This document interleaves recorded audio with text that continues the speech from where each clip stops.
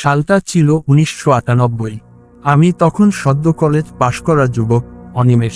প্রত্নতত্ত্ব নিয়ে আমার সামান্য আগ্রহ ছিল, আর সেই সূত্রেই একবার গিয়েছিলাম পশ্চিম বাংলার এক প্রত্যন্ত গ্রামে, নাম যার শান্তিপুর। নামটি পরিবর্তিত। গ্রামের শেষ প্রান্তে ছিল এক সুবিশাল পরিত্যক্ত জমিদার বাড়ি, রায়চৌধুরী এস্টেট। বাড়িটা প্রায় 70 বছর ধরে খালি পড়ে আছে। চারপাশে ঘন জঙ্গল, আর বাড়ির গায়ে শ্যাওলার আস্তরণ। দেখলেই কেমন একটা দমবন্ধ করা অনুভূতি হতো।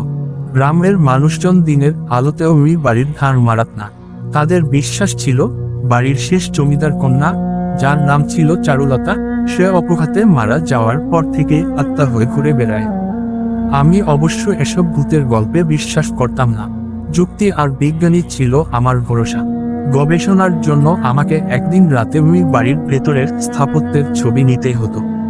বহু অনুরোধের পর গ্রামের বৃদ্ধ কেদার কাকা রাজি হলেন আমার সঙ্গে রাতটুকু থাকতে।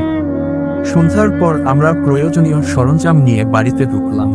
ঢুকতেই একটা তীব্র স্যাঁতস্যাঁতে গন্ধ নাকে এলো। ভেতরের বাতাস যেন বহু বছর ধরে স্থবির হয়ে আছে। কেদার কাকা একটা কোণে প্রদীপ জ্বালিয়ে কাপা গলায় হনুমান চালিসা পাঠ শুরু করলেন। আমি আমার ক্যামেরা আর ফ্ল্যাশগান প্রস্তুত করলাম। রাত তখন প্রায় 12টা। চারপাশ নিস্তব্ধ, শুধু ঝিঝি পোকার শব্দ আর দূরে শেয়ালের ডাক।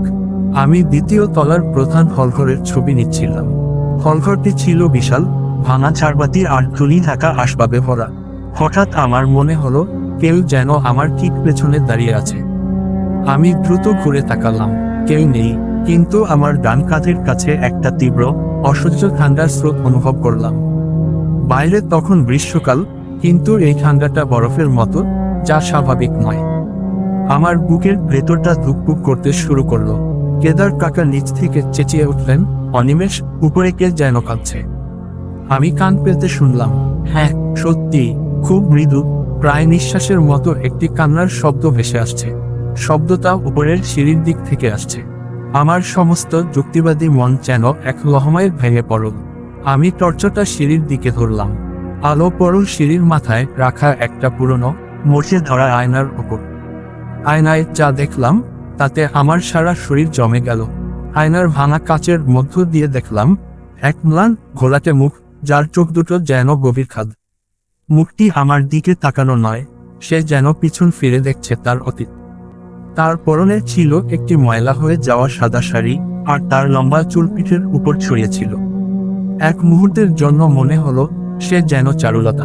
আয়নার দিকে তাকিয়ে থাকতে থাকতেই সেই মুখটা ধীরে ধীরে মিলিয়ে গেল। ঠান্ডার স্রোতটাও মুহূর্তের মধ্যেই উষ্ণ হয়ে গেল। কান্নার শব্দ থেমে গেল। আমি চিৎকার করে কেদার কাকাকে ডাকতে পারতাম, কিন্তু আমার গলা দিয়ে কোনো শব্দ বের হলো না। আমি কেবল দ্রুত ক্যামেরা, ফ্ল্যাশগান ফেলে সিঁড়ি দিয়ে নেমে এলাম। কেদার কাকা তখন ভয় কাঁপছেন। তিনি বললেন, ওরা কাউকে সহজে ফেরাতে দেয় না, অনিমেষ, চল, এক্ষুনি চল। সে রাতে আমরা আর এক মুহূর্তও দাঁড়াইনি। গ্রামের দিকে দৌড়ে গিয়েছিলাম।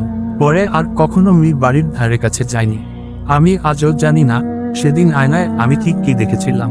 ওটা কি কেবলই আমার মনের ভুল, নাকি সত্যি রায়চৌধুরী এস্টেটের চারুলতার আত্মা সেদিন নিজের উপস্থিতি জানান দিয়েছে। কিন্তু সেই হিমশীতল স্পর্শ আর সেই ম্লান মুখ আজও আমার রাতের ঘুম কেড়ে নেয়। লাইক, সাবস্ক্রাইবও করবেন এরকম আরও গল্প পেতে হলে। আর ভিডিওটি কেমন হয়েছে কমেন্টে বলুন।